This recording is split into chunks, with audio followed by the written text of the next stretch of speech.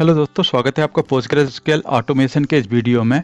तो इस वीडियो में अपन देखने वाले हैं कि ऑटोमेटिकली जो मेटा डेटा रहता है उससे आप टेबल कैसे क्रिएट कर सकते हैं। आपका कोई भी सिस्टम रहता है, एक बेसिक रिक्वायरमेंट रहती है कि आपको एक सोर्स सिस्टम रहेगा, वहाँ से डेटा उठा के आपको जो पोस्टग्रेस है उसमें आपको डेटा ला के डालना है। तो जनरली जो आपका सोर्स सिस्टम रहेगा, हो सकता है ओरेकल रहे, डिफरेंट सिस्टम रहे, लेकिन जो आप डायरेक्ट वहाँ की टेबल क्रिएट करके आप डायरेक्टली पोस्टग्रेसक्यूएल में वो टेबल क्रिएट नहीं कर सकते हैं, क्योंकि स्ट्रक्चर से डिफरेंट रहता है। जैसे फॉर एग्जांपल वहाँ पे न्यूमेरिक नहीं रहेगा, वहाँ पे नंबर रहता है, जैसे ओरेकल में बेयर केयर 2 रहता है, लेकिन जो पोस्टग्रेस है ये सपोर्ट नहीं करता है। तो उसके लिए अपने पास क्या रहता है, मेटा डेटा। तो आपने देखा होगा कि वहाँ पे डीबीए टेबल रहता है, यूजर टेबल, उसके थ्रू आप वहाँ का जो मेटा डेटा है वो आप अपने पोस्टग्रेसक्यूएल में इंसर्ट कर देंगे एंड उसके बेसिस पे अपन टेबल क्रिएट करेंगे। ये ऑटोमेट वे कैसे करते हैं, तो अपन एक प्रोसीजर लिखेंगे एंड अपन ये क्रिएट करेंगे। तो सिंपल एक मैं ओवरव्यू दे देता हूँ। तो अपना क्या है कि मेरा जैसे सोर्स सिस्टम है, वहाँ से मैं एक टेबल स्ट्रक्चर ला रहा हूँ, वहाँ का मेटा डेटा। तो मेटा डेटा क्या रहेगा टेबल क्रिएट करने के लिए, कि मेरा एक सोर्स सिस्टम रहेगा कि भाई मेरा ABC या XYZ एक सोर्स सिस्टम है, वहाँ से मैं डेटा ला रहा हूँ। दूसरा क्या रहेगा, अपने को स्कीमा रहेगा कि कौन सा स्कीमा में वो क्रिएट करना है। तो यहाँ पे schema name and table name, कौन सा टेबल क्रिएट करना है। आपके 100 ऑफ टेबल रहेंगे, अपन सिंगल क्लिक से वो क्रिएट कर पाएंगे। तो क्या रहेगा, वहाँ का जो स्ट्रक्चर है उसका टेबल नेम क्या रहेगा, कॉलम नेम रहेगा। इसके अलावा क्या चाहिए रहेगा अपने को, डेटा टाइप क्या रहेगा, and data precision, data scale कि मेरा बेयर क्या रहेगा तो उसकी लेंथ क्या रहेगी, या न्यूमेरिक रहेगा तो उसका क्या प्रीसिजन 30 या स्केल 2, इस तरह से रहेगा।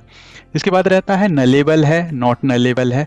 तो यहाँ पे मैंने एक फ्लैग डाला हुआ है एंड टेबल जनरेटर फ्लैग, ये एक्स्ट्रा फील्ड मैंने डाली है कि यदि मुझे कोई टेबल स्किप करनी है तो मैं वहाँ पे बाय की जगह एंड डाल दूंगा, लेकिन अभी मैं डालूंगा कि सारे टेबल क्रिएट करना है, सारे कॉलम, तो उनको अपन बाय डिफ़ॉल्ट वाई रखेंगे। तो ये तो हो गया मेरा टेबल स्ट्रक्चर। तो इस तरह की मैं एक टेबल बना लूँगा, मेटा डेटा टेबल, जहाँ पे ये सारा डेटा स्टोर करूँगा। एग्जाम्पल के लिए मैंने 2 लिया है, लेकिन आप कितनी भी टेबल वहाँ पे स्टोर कर सकते हैं। तो ये तो होगा स्ट्रक्चर। अब इस मेटा डेटा का यूज़ करके अपन टेबल क्रिएट करेंगे। तो आपको क्रिएट टेबल स्क्रिप्ट, इस तरह का अपन इस मेटा डेटा से क्रिएट करेंगे। तो चलिए पीजी एडमिन ओपन करते हैं, स्टार्ट करते हैं। तो जो अपना स्टेप बन रहेगा, ये वन टाइम एक्टिविटी रहेगी, जहाँ पे कि अपने को जो मेटा डेटा टेबल की बात कर रहा है अपने को वो क्रिएट करना पड़ेगा। तो अपने क्रिएट टेबल कर लेते हैं। क्रिएट टेबल अपना कौन सा स्कीमा ले रहा है, अपन डेमो टेस्ट, उसके अंदर मैं बोल रहा हूँ TBL_ मेटा डेटा। जहाँ पे जो मेटा डेटा मैंने डिफाइन किया उसको अपन क्या क्या स्टोर करने वाले से, सोर्स सिस्टम, SCM नेम, इस SCM name means schema name, table name, column name, data type precision, जो भी डिफाइन किया उसको अपन काय में एक टेबल बना ले रहे हैं। ये मेरी क्या कहलाएगी, मेरी मेटा डेटा टेबल कहलाएगी। Create table if not exist. तो अपन इसमें थोड़ा टाइम लगने वाला, अपन एक एक टेबल करके एक एक स्टेप बाय स्टेप करेंगे। तो अपन क्या कर रहा है, इसको क्रिएट टेबल को अपन क्रिएट कर ले रहे हैं। तो ये देखिए अपना टेबल क्रिएट हो गया है यहाँ पे। तो अपन देखेंगे तो अपनी एक एम्प्टी टेबल यहाँ पे क्रिएट हो जानी चाहिए। तो ये देखिए अपनी ये टेबल बन गई है, जहाँ पे कि क्या है, source system, SCM name, table name, column name, ये अपने को जहाँ पे अपन स्टोर करना है। ये अपना अभी सेकंड स्टेप में क्या रहेगा, अपन ने जो मेटा डेटा देखा था, मैंने क्या उसको एक्सेल में बना के रखा है, तो अपन उसको लोड कर लेते हैं।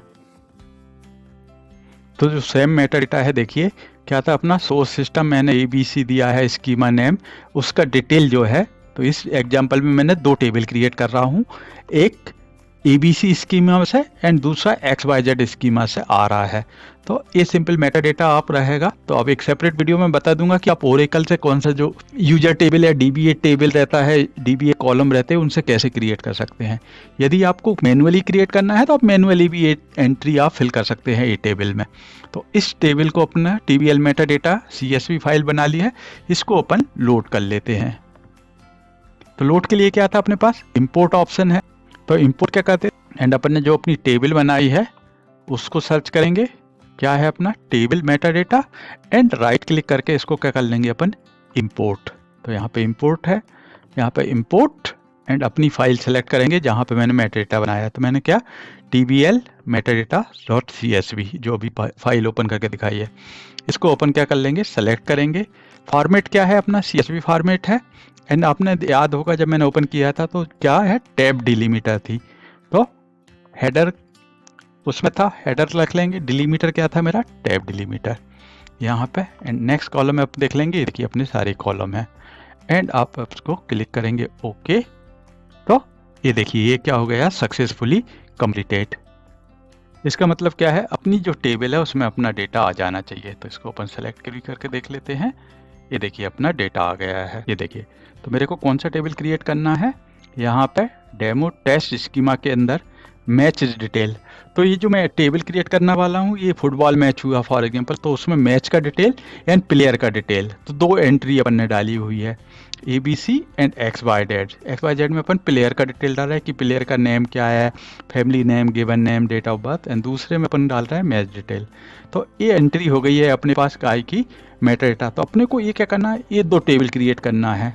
इसके लिए अपन फंक्शन लिखेंगे, ऑटोमेट फंक्शन। तो जिससे कि अपन सिंगल आपको क्या पास करना रहेगा, आपको स्कीमा नाम पास करना रहेगा, आपको टेबल नेम पास करना रहेगा, एंड आपकी टेबल ऑटोमेटिकली उसका स्क्रिप्ट क्रिएट हो जाएगा। तो इस मेटा डेटा को लेकर अपन टेबल क्रिएट करते हैं। तो अपने को पहले मैं लॉजिक बता देता हूँ कि लॉजिक क्या रहेगा, कि इस टेबल को अपन सबसे पहले अपन देखेंगे कि मेरे पास टेबल कौन कौन सी है, उन टेबल को एक कर्सर में लेंगे। एंड अपना एक डेटाबेस में इंफॉर्मेशन स्कीमा के अंदर टेबल्स रहती है, इसके अंदर वैलिडेट करेंगे कि वो टेबल ऑलरेडी एग्जिस्ट है कि नहीं। ऑलरेडी एग्जिस्ट है तो अपने को कुछ नहीं करना है, अपने को कॉलम ऐड करना है, तो अपन ऐड करेंगे। यदि एग्जिस्ट नहीं है तो अपने को क्या करना है, वो क्रिएट करना है। तो कंपेयर करने के लिए अपन कौन सा टेबल यूज़ करेंगे, इंफॉर्मेशन स्कीमा टेबल्स। तो आप जब भी रन करेंगे तो जो ओरेकल का मैंने यूजर टेबल बताया, लगभग सेम स्कीमा का सेम स्ट्रक्चर यहाँ पर रहेगा, जहाँ पे मेरा डिटेल रहेगा कि टेबल का स्कीमा क्या है, टेबल कौन सा है, एंड बेस टेबल है उसका लेंथ वगैरह सब आपका टेबल एंड कॉलम्स में मिल जाएगा। तो अपन ये टेबल यूज़ करने वाले हैं। इसके बाद अपन क्या करेंगे, कर्सर यूज़ करने वाले हैं। तो अपन ने कर्सर जो लास्ट वीडियो में देखा था, अपन सेम स्ट्रक्चर यहाँ पे लाते हैं एंड उसी के अंदर इस क्वेरी को लिखते हैं। तो जो प्रोसीजर एंड फंक्शन लिखने का अपना कर्सर वाला अपन ने जो टेम्पलेट यूज़ किया था, जिसको मैं डिस्क्रिप्शन बॉक्स में भी दे दूंगा, उसको मैंने कॉपी करके डाल लिया है, जहाँ पे कि मेरा ये स्ट्रक्चर अपना था कि कैसे इसको लिखते हैं। तो इसको कॉपी कर लिया है, अपन स्टार्ट करते हैं। तो पहला स्टेटमेंट क्या आता है आपका, क्रिएट और रिप्लेस। यदि मेरा ऑलरेडी एग्जिस्ट है तो उसको रिप्लेस कर दे, या नहीं है तो क्रिएट करे। क्रिएट और रिप्लेस, अपन क्या लिख रहा है, प्रोसीजर। तो क्या आएगा, प्रोसीजर। देन उसके बाद आपका आएगा स्कीमा का नेम, अपने पास क्या है, डेमो अंडरस्कोर टेस्ट डॉट, अपने को यहाँ पे देना है प्रोसीजर का नाम। तो अपन क्या प्रोसीजर का नाम देते हैं, क्योंकि अपन क्या करने वाले हैं, क्रिएट टेबल करने वाले। तो मैं बोलता हूँ प्रॉक के लिए जनरली अपन इस तरह से प्रॉक PRC अंडरस्कोर टेबल, एंड यहाँ पे बोलते हैं अपन क्रिएशन। ये मेरा दे देता हूँ मैं प्रोसीजर का नेम। इसके अंदर अपने पास आते हैं कि जो वेरिएबल अपने को डिक्लेयर करने हैं, तो अपन क्या क्या बोल रहे हैं कि मुझे इनमें क्या क्या चाहिए। एक तो क्या रहेगा, मुझे चाहिए रहेगा स्कीमा का नाम, तो मैं बोल दूंगा SCM अंडरस्कोर नेम। ये क्या रहेगा मेरा, वेयर केयर। एंड अपन एक डिफॉल्ट वैल्यू डाल देते हैं। जैसे पोस्टग्रेस में आपको मालूम है कि यहाँ पे लेंथ देने की जरूरत नहीं है, आप जितना लेंथ आप यूज़ कर रहे हैं ऑटोमेटिकली असाइन हो जाता है। तो मैंने क्या डाला है, स्कीमा नेम, जहाँ पे मैं स्कीमा नेम पास करूँगा डेमो अंडरस्कोर टेस्ट मेरे केस में। तो अपन इसको पास कर रहे हैं। एंड वेयर केयर एक अपन इसकी डिफ़ॉल्ट वैल्यू दे देते हैं, डिफ़ॉल्ट। तो डिफ़ॉल्ट में अपन क्या देते थे, सिंगल वैल्यू। किस तरह से डिफाइन करते हैं, इस तरह से। एंड क्या है ये, वेयर, ये वैल्यू हो गई। अपने को दूसरा पैरामीटर क्या लगेगा, जो वेरिएबल है एक और इन वैल्यू रहेगा, स्कीमा नेम हो गया। दूसरा नंबर अपने को पास करना रहेगा अपना सोर्स सिस्टम, कि कौन से सोर्स से आई। मेरे पास 2 है, जैसे ABC था, XYZ था, तो उसके लिए अपन वेरिएबल डिफाइन कर देंगे SRC नेम। ये भी सेम रहेगा, तो इसको कॉपी करके डाल देता हूँ। अपने को इसके अलावा क्या रहेगा, यदि मुझे एक एक टेबल क्रिएट करना है, एक ऑप्शन रहेगा कि आप जितने भी टेबल है सारी स्कीमा की सारी 1 बाय 1 लूप लगा के कर दें। लेकिन अपन इनिशियल वर्जन में क्या करते हैं कि अपन टेबल नेम को पास करेंगे, कि जो भी टेबल का मुझे क्रिएट करना है उस टेबल का नाम है यहाँ पे पास करेंगे। तो इन क्या रहेगा मेरा, टेबल का नेम। तो क्या बोल देता हूँ मैं, SRC जो सोर्स है उसका नेम टेबल अंडरस्कोर नेम, ये भी सेम रहेगा मेरा varchar डिफॉल्ट, एंड यहाँ पे मेरा ब्रैकेट क्लोज हो गया। ये तो वहाँ से जहाँ से मेरे इनपुट वेरिएबल हो गए, जहाँ से मैं पास करने वाला हूँ। इसके बाद क्या होता था अपना लैंग्वेज, तो यहाँ पे अपन बोल देते हैं लैंग्वेज क्या था अपना PLP SQL as and remaining अपना बनाया है ये स्टेटमेंट। तो क्या था अपना एज बॉडी, जहाँ से बॉडी, एंड डिक्लेयर के बाद यहाँ पे क्या करते हैं अपन, जो वेरिएबल रहते हैं उनको डिक्लेयर करते हैं। तो फिलहाल अपन देखेंगे जो यूज आते रहेंगे अपन उनको डिफाइन करते जाएंगे। तो इसको अभी अपन हटा देते हैं, एंड अभी अपन क्या करते हैं, जो अपना कर्सर था उसको स्टार्ट करते हैं। तो यहाँ पे बॉडी बिगिन डिक्लेयर, तो डिक्लेयर के बाद अपना क्या लिखते थे यहाँ पे अपने को कर्सर। तो क्या करता है आपका सिंटैक्स, कर्सर का नेम क्या नाम देते हैं, अपन देते हैं कर्सर TBL DTLS डिटेल्स। तो अपन क्या करने वाले, एक कर्सर लिख रहे हैं जहाँ पे कि जितने भी टेबल है उसको कर्सर में लेकर लूप के थ्रू वो करते हैं, क्योंकि हो सकता है आप कोई सा भी टेबल दें, आपके पास 100 टेबल है, आप हो सकता है 50 नंबर का टेबल दें, तो आपको मालूम कैसे रहेगा कौन सा टेबल लेना। तो अपन उसको क्या कर रहा है, कर्सर के थ्रू। तो यहाँ पे अपन डिफाइन भी कर देते कि कर क्या रहे हैं। तो अपन लिख देते हैं based on parameter input get list of tables. तो इस तरह से आप कमेंट डाल सकते हैं। तो मैंने कर्सर का नाम डाला है, यहाँ पे कर्सर स्टार्ट करते हैं। तो क्या होता था अपना कर्सर फॉर, अपना अब स्टार्ट करते हैं सेलेक्ट क्वेरी। तो सेलेक्ट क्वेरी में अपन क्या करना चाह रहे हैं, जो अपन ने टेबल लिखी थी सेलेक्ट, यहाँ पे फ्रॉम, कौन सा टेबल था अपना, अपन ने ऊपर लिखा हुआ है कि ये टेबल से अपने को मेटा डेटा उठाना है, TBL मेटा डेटा से। तो मैंने इसको यहाँ पे लिख लिया है, एंड क्या क्या इसमें से उठाना है। यदि आप सेलेक्ट स्टार करके देखेंगे तो अपने पास कौन कौन सी कॉलम है, ये सारे कॉलम है। तो अपने को क्या लेना है, डिस्टिंक्ट टेबल नेम उठाना है यहाँ है। तो क्या करेंगे अपन, इसका एक एलियास दे देते हैं, अपन इसका नाम दे देते हैं TBL _M, एंड यहाँ से लेना है आपको डिस्टिंक्ट टेबल नेम। कौन कौन से था, एक तो सोर्स सिस्टम, क्योंकि कौन से सोर्स सिस्टम से लाए हैं, एंड टेबल नेम, क्या कॉलम का नेम था अपना, यहाँ पे देखिए TBL _name। अभी अपने को एक और काम करना है कि ये तो अपने को मालूम नहीं है कि ये टेबल ऑलरेडी एग्जिस्ट है कि नहीं।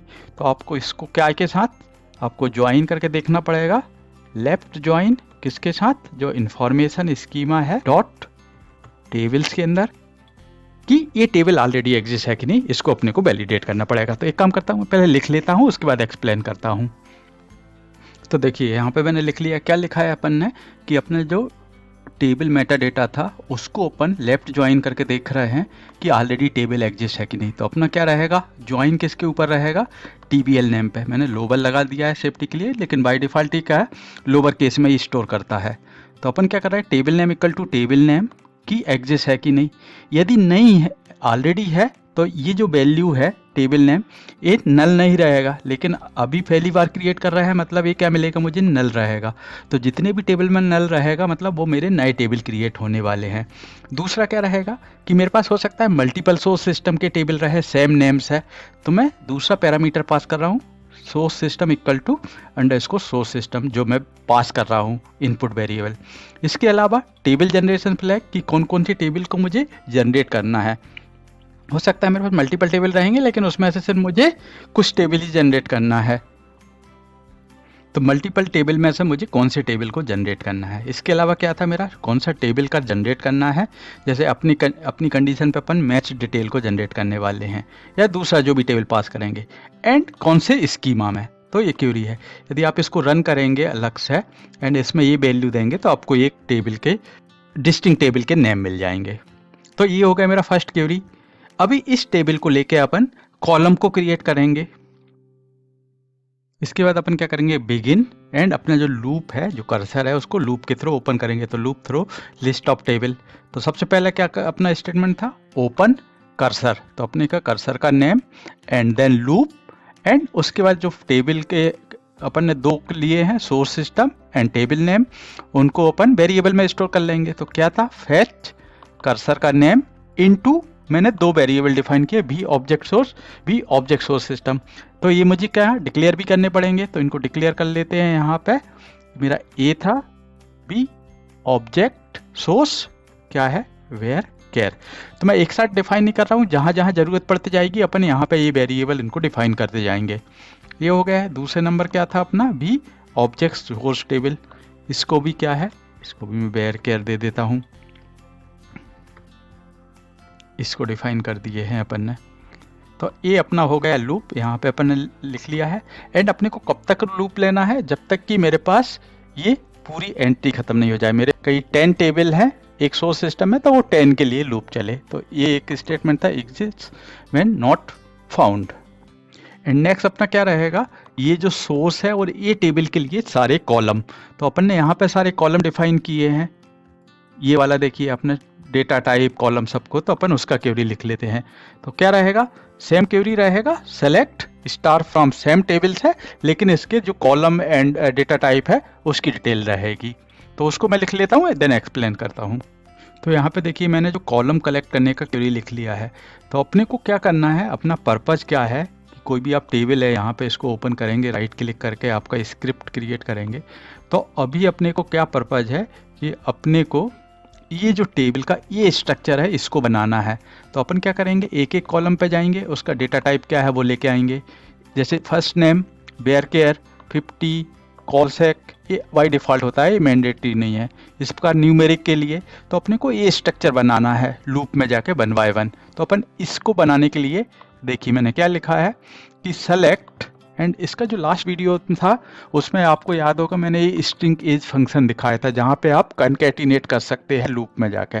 तो अपन क्या कर रहे हैं, कॉलम नेम को ला रहे हैं सबसे पहले नंबर, तो सबको मैं क्या लोअर केस में लिखते जा रहा हूँ। तो पहले नंबर पे वो जाएगा एंड लोअर कॉलम नेम, कौन सी टेबल से, अपना जो जहाँ पे अपना मेटा डेटा है वहाँ से वो कॉलम नेम को उठाएगा सबसे पहले, एंड कनकैटिनेट करेगा स्पेस, क्योंकि अपने को क्या करना है, कॉलम नेम आएगा, उसके बाद उसका डेटा टाइप बनाना है। तो डेटा टाइप मैंने जैसे बताया था कि ओरेकल में कई प्रकार के हो सकते हैं, जैसे एन वेयर केयर हो सकता है जो सपोर्ट नहीं करता है, वेयर केयर, तो अपने को उनको कन्वर्ट करना पड़ेगा। तो सबसे पहले मैं उसके बाद देख रहा हूँ कि डेटा टाइप, तो डेटा टाइप में मैं देख रहा हूँ कि यदि वेयर केयर के अलावा और कुछ है, जैसे एन वेयर केयर 2 है, तो मैं उसको क्या कर रहा हूँ, रिप्लेस कर दे रहा हूँ वेयर केयर में। यदि नंबर है तो उसको रिप्लेस कर दे रहा हूँ न्यूमेरिक में। तो जो मेरा पोस्टग्रेस सपोर्ट करता है उनको उसमें रिप्लेस कर दे रहा हूँ। जैसे टाइम स्टैम्प 6 रहेगा तो अपना जो स्टैंडर्ड रहता है time stamp without time zone, इसमें कर दे रहा हूँ। यदि वेयर केयर 2 रहेगा तो उसको वेयर केयर कर दे रहा हूँ। तो इस वाले को देखेंगे तो इसमें सिर्फ मैं क्या कर रहा हूँ कि जो ओरेकल वाले डेटा टाइप है उनको मैं पोस्टग्रेस वाले में कन्वर्ट कर दे रहा हूँ। तो ठीक है, तो अपना क्या बन गया स्टेटमेंट कि मेरा कॉलम नेम आ गया, उसके बाद मेरा आ गया डेटा टाइप जो कि पोस्टग्रेस का है। इसके बाद मैं देख रहा हूँ कि ये नल नॉट नल है, तो उसके पास अपने पास एक फ्लैग था नल नॉट नल फ्लैग इन। मैं देख रहा हूँ यदि एन है तो मेरा नॉट नल, एल्स ब्लैंक, तो वो नल कॉलम के लिए, एंड नॉट नल के लिए मुझे स्पेसिफिक लिखना पड़ता है नॉट नल। तो वही कंडीशन पे मैंने यहाँ पे लिख लिया है।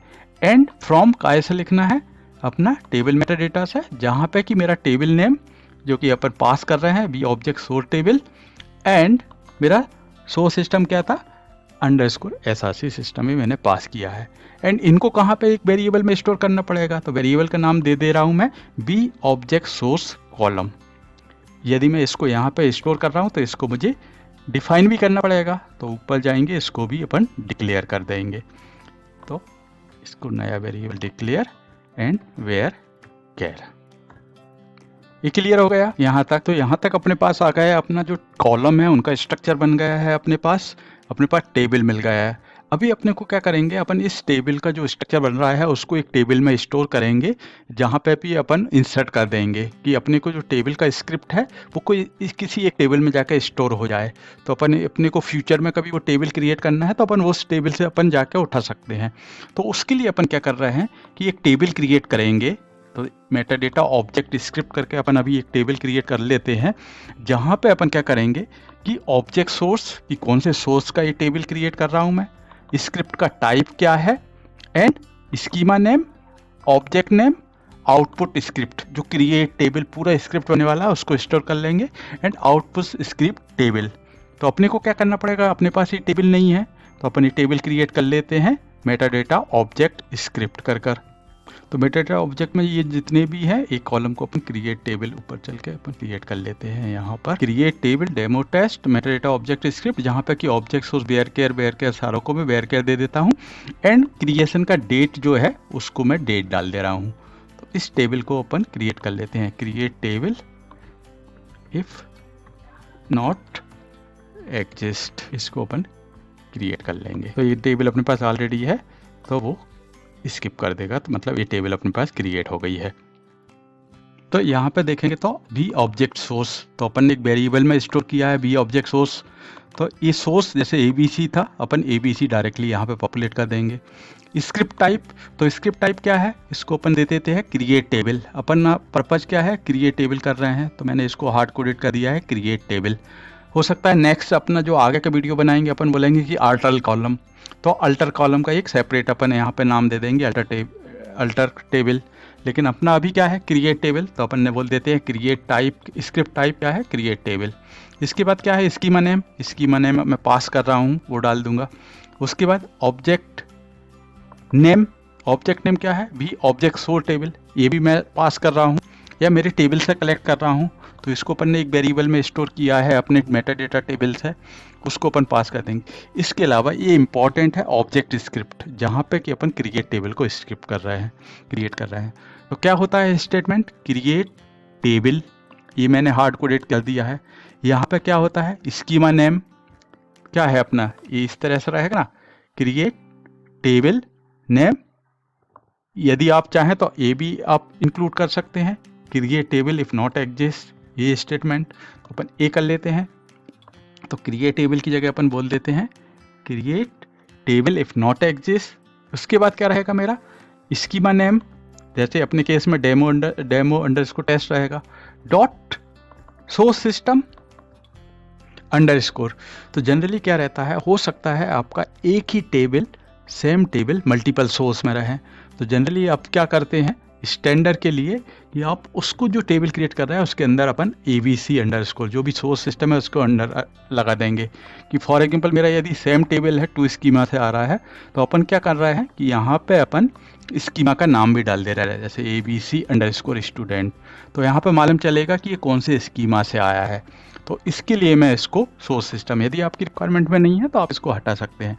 अंडरस्कोर क्या क्या रहेगा आपके पास, इसके बाद आपका रहेगा कि टेबल, कौन सा टेबल आप क्रिएट कर रहे हैं, तो भी ऑब्जेक्ट सोर्स टेबल ब्रैकेट, इसके बाद आपका ये ब्रैकेट हो जाएगा। तो अपन क्या कर रहे हैं ये स्ट्रक्चर को बनाने की कोशिश कर रहे हैं। ब्रैकेट स्टार्ट होगा, ब्रैकेट स्टार्ट के बाद अपन ने डाला है कि बी ऑब्जेक्ट सोर्स कॉलम, ये अपन ने जो यहाँ पे ये देखिए बी ऑब्जेक्ट सोर्स कॉलम, इसमें जो स्ट्रक्चर बना के रखा है आपने वो यहाँ पे डाल दिया है। इसके अलावा क्या रहता है बी ऑब्जेक्ट टारगेट कॉलम, तो एक वेरिएबल अपन बनाएंगे, अभी अपन ने इसको बनाया नहीं, इसको डिफाइन करते हैं कि आपके कुछ कॉलम रहते हैं जो मैंडेटरी रहते हैं, जो हर टेबल में ऐड करना है। जैसे एक टेबल रहेगा उसमें रहेगा कि आपका किस टाइम पे आप इंसर्ट कर रहे हैं, तो उसके लिए अपन क्या करते हैं ऊपर चलते हैं, इसको वेरिएबल को डिफाइन करते हैं कि भी ऑब्जेक्ट टारगेट कॉलम, इसको डाल देते हैं वेयर केयर, एंड इसके अंदर जो जेनरिक कॉलम रहते हैं उनको स्टोर कर लेते हैं। तो अपन यहाँ पे लिख देते हैं स्टोर जेनरिक कॉलम्स। तो अपन ने क्या किया है इस वेरिएबल को डिफाइन किया, इसके अंदर अपन जो कॉमन है उनको हार्ड कोडेड करके यहाँ पे डाल देंगे। तो मेरी रिक्वायरमेंट क्या है कि मुझे अपना किस टाइम पे इंसर्ट हो रहा है, तो मैं उसको डाल दूंगा। तो यहाँ पे मैं इसको फॉर्मेटिंग करने के लिए \n कर लूँगा कि नेक्स्ट लाइन में आए, कामा, एंड मैं बोल रहा हूँ कि लोड टाइम स्टैम्प, कि जो कब किस टाइम पे स्टोर हो रहा है, लोड हो रहा है। एंड दूसरा रहेगा मेरा रिकॉर्ड सोर्स, कि कौन से रिकॉर्ड से वो आ रहा है सोर्स सिस्टम। तो ये दो वैल्यू मैं हार्ड कोड करके यहाँ पर डाल दूंगा, load time stamp and record source. इसको वेयर केयर 200 नॉट नल या नल, तो अपन इसको डिफाइन कर देते हैं नल। तो मेनली मुझे इंपॉर्टेंट रहेगा ये कॉलम की किस सोर्स से वो वैल्यू आ रही है एंड किस टाइम पे स्टोर हो रही है। तो इसको मैंने एक एक्स्ट्रा वेरिएबल में स्टोर कर लिया है एंड इसको अपन जो टेबल डाल रहे हैं उसके अंदर अपन डिफाइन कर देते हैं। तो यहाँ पे देखिए, यहाँ पे मैं इसके साथ अपेंड कर दे रहा हूँ। तो यहाँ पे क्या होगा, इस कंडीशन पे ये कॉलम तो मेरे आए ही हैं, इसके अलावा ऑलवेज आप जब भी टेबल क्रिएट करेंगे तो आपको यहाँ पे load, TMS, time stamp and एक और आपका सोर्स सिस्टम करके कॉलम हमेशा ऐड होंगे। तो हर टेबल में बाय डिफ़ॉल्ट वो ऐड होते रहेंगे, तो आपको लूप के अंदर लेने की उनको ज़रूरत नहीं है। एंड जो मेटा डेटा शीट है उसमें भी आपको डिफाइन नहीं करना है यहाँ पे। एंड अपन ने जो वैल्यू रखे हैं यहाँ पे, जैसे नाउ करके आउटपुट स्क्रिप्ट डेट, यहाँ पे कि मैं किस टाइम पे इंसर्ट कर रहा हूँ। तो अपने पास जो फंक्शन देखा था नाउ, मतलब आज की डेट, वो इन टाइम इस टेबल के अंदर इंसर्ट कर देगा।